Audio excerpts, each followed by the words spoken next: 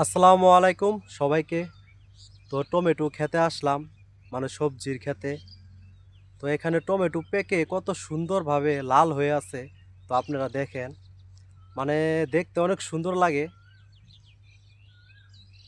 তো দেখেন,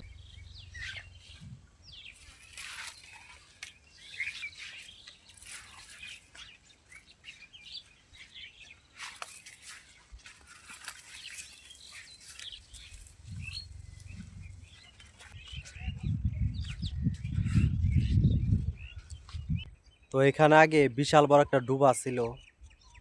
তো এখানে এসে আমরা মাছ ধরতাম, মাছ।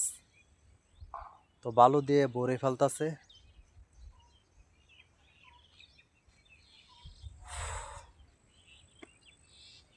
গ্রামের প্রকৃতি কত সুন্দর।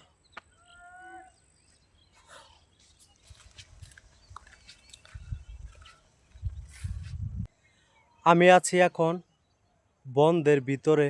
তো গ্রামের বাসায় বন্ধ বলে, বিল বলে।